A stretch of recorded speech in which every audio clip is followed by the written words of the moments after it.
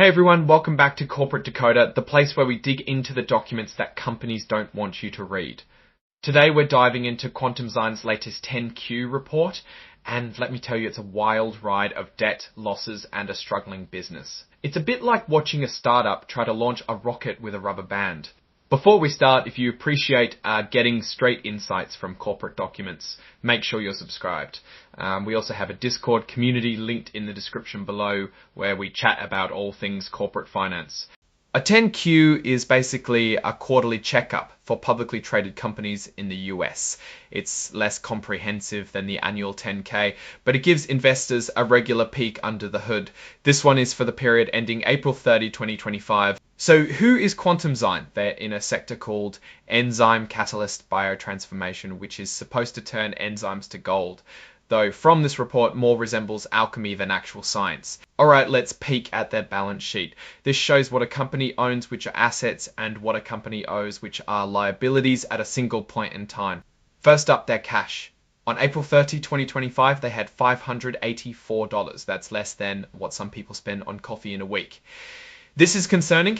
Now, let's flip over to the other side. Accounts payable and accrued expenses was at about $145,000. This is what they owe to suppliers and other parties. When your debts far outweigh your cash, it means you might have trouble paying the bills. Now, here is a number that you should sit down for notes payable, $240,000, and that's on top of the previous $440,000. Notes payable are short-term debt, so Quantumzyme needs to cough up this money fast. Their reports also mentions 0 in preferred shares. They are just on paper, which means nothing. To wrap this up, how much has the company lost over its lifetime? Drumroll Tullet sits at about 5 times 6 million in deficit. Now let's talk about the condensed statements of operations, also known as the income statements. It's going to get spicy here. First up, sales. For the 3 months ended April 30, 2025, $0, and 0 the year before. For the 9 months, 0 revenue. It does not cost nothing to run this business. It did, however, cost money to keep it up and running, namely for general and administrative tasks. That number sits at around $16,000 for 9 months. But wait, there's more. It costs around $130,000 for professional fees, which included lawyers and accountants. It costs way more to run the business itself than for anyone to generate actual revenue. So how much do they lose each year? Keeksip over $100,000, around $145,000 to be precise, and the total number lost over 9 months. A whopping $121,000. Final checkup, how much loss per share does that translate to €0 per share? Their business is quite literally valueless. Okay, so how's the cash flow doing with all these losses? Kabler condensed statement of cash flow is what it's called.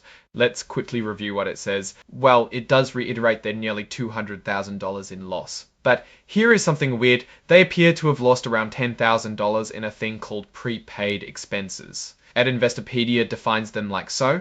Prepaid expenses are costs that have been paid but have not yet been consumed or used, which can include rent, supplies, or insurance. On top of it, they appear to have lost about $35,000 from their accounts receivable collection. So despite losing over $160,000, they also lost $45,000 in expenses and missing collection.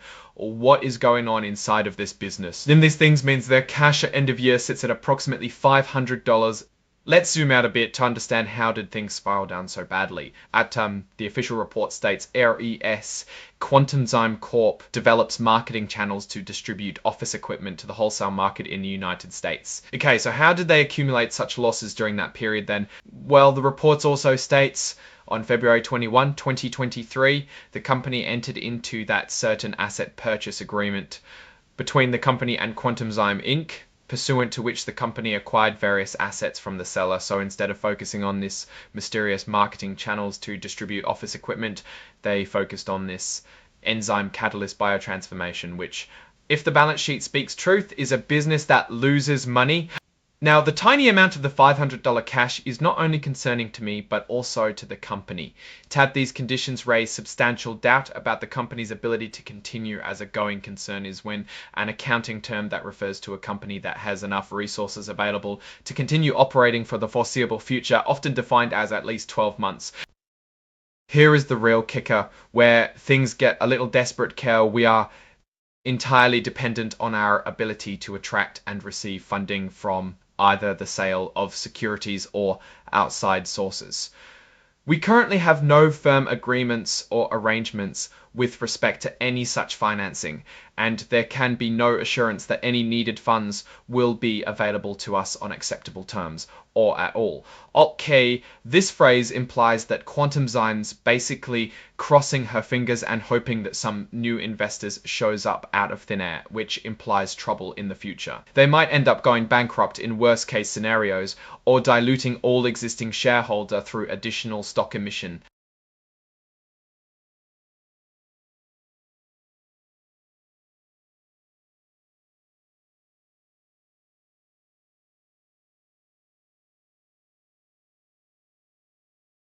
Accounting policies are the specific principles, bases, conventions, rules, and practices applied by an entity in preparing and presenting financial statements. It appears pretty standard to me. To some things in them includes cash and cash equivalents, defining them as maturity of 3 months or less to be cash equivalents.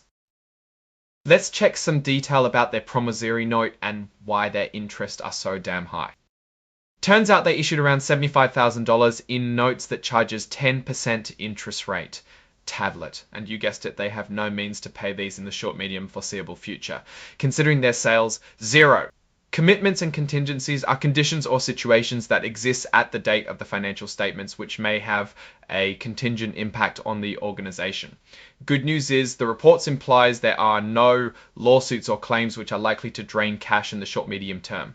Let's briefly look over the stocks emissions that they are hoping will pump funds into their near-empty treasury. To most of it comes from common stock with some preferred stock emissions, nothing special. Subsequent events are events that occur after the balance sheet date but before the financial statements are issued, and that has some repercussions for the company. Lucky for Quantumzyme that none seems important enough. Time to finally get to the management's commentary over all these events. It is worth zooming in as management usually tries to spin the report in as positive of a light as it is possible, even during bad times as we have observed until now. Spoiler alert, it's definitely an uphill battle for Quantumzyme though.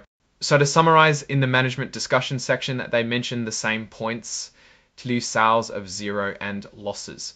They do admit that they might go bankrupt, so the honesty is worth something. As a smaller reporting company, they can just skip certain requirements. Nice.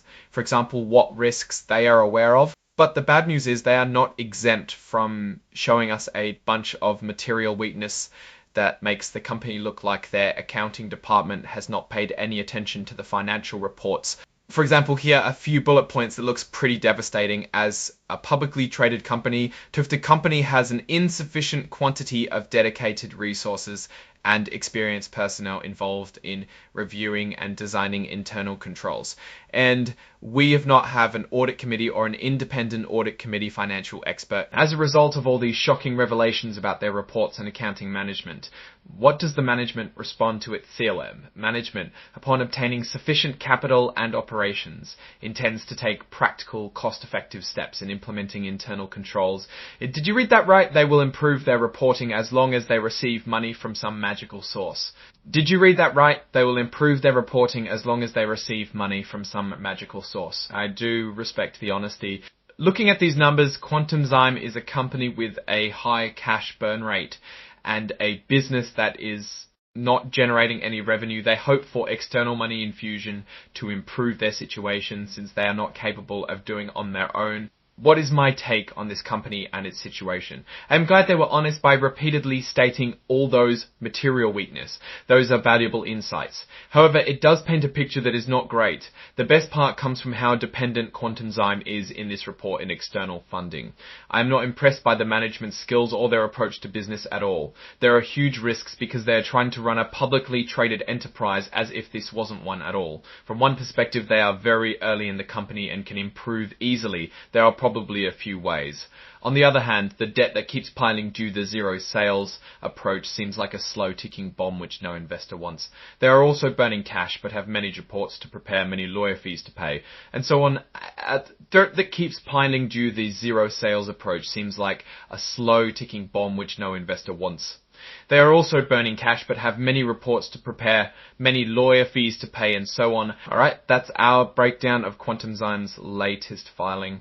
It wasn't pretty. What's your take on these numbers? Drop your thoughts in the comments. If this analysis was valuable, hitting that like button really helps, and subscribe for more deep dives into the corporate world. Don't forget to check out the Discord in the description. Thanks for watching. See you next time.